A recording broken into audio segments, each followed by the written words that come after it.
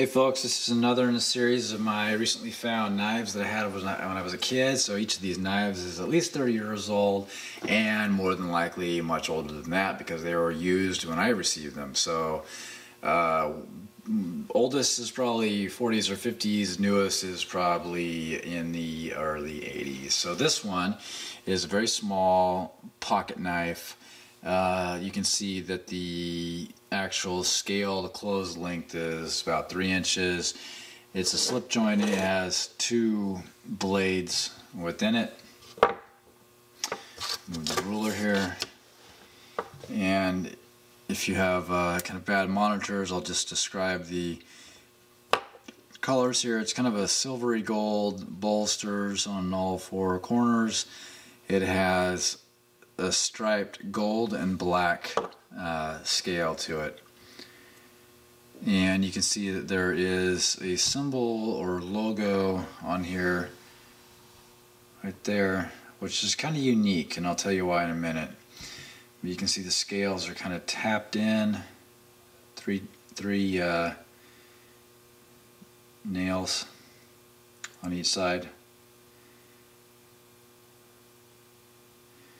Okay, still in pretty good condition. Standard metal for the slip joint mechanism. And let's open it up again and look at the blade. The primary blade, focus back.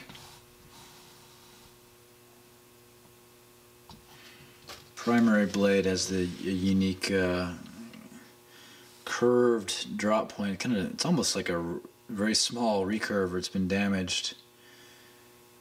A little bit of damage there, but it looks like somewhat of a recurve in there. So 2 inches of, you can't even see that, can you? Sorry about that. 2 inches of cutting surface. And here you can see there's a little bit of curve, but also a little bit of damage. Very thin blade. And markings, let me show you the other blade before I go to the markings. So it's about an inch and inch and a half, inch and 1/4 cutting surface. Standard drop point shape there. So let's go to the markings on the blade. This one is Imperial stainless. So the brand is, or manufacturer is Imperial. The steel is stainless and it was made in the USA. The other marking, flip it over. Okay, so no further markings on this. Okay, let's close this. And you can't see that. This is curious. USA foreign patent pending. So I'm assuming it's made in the USA. But maybe the patent for this particular one was held outside the US, potentially. And you can see a little bit of blade fold damage there. It still does look like it has a little bit of a curve in though. So what I found that was curious about this one is that, here, hold on, let me open up the blade with the,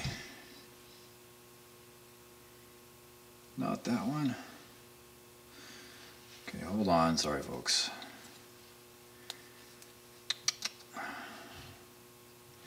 Alright, Imperial manufacturer. So from a previous knife and research I've done, Imperial is an old USA knife company, obviously, that seems to have merged or been bought by Schrade. And if you had watched my other video, you've seen this knife that, make sure to find the markings here.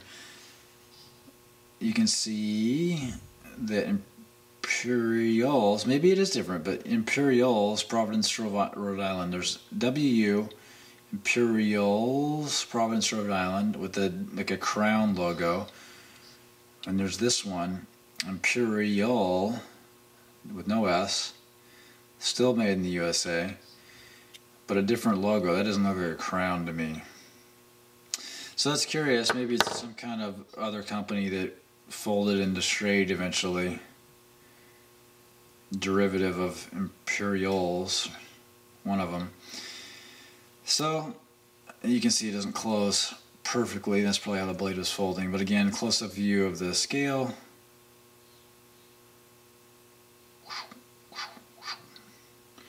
Pretty cool. Looks like a B. So again, crowdsource information. If you have any further information about this knife, know when it was made, know exactly who made it, and what the story is with the Imperial versus Imperials, year, model, all that stuff, I'd be curious in hearing from you. So go ahead and leave a comment. Thanks for watching again.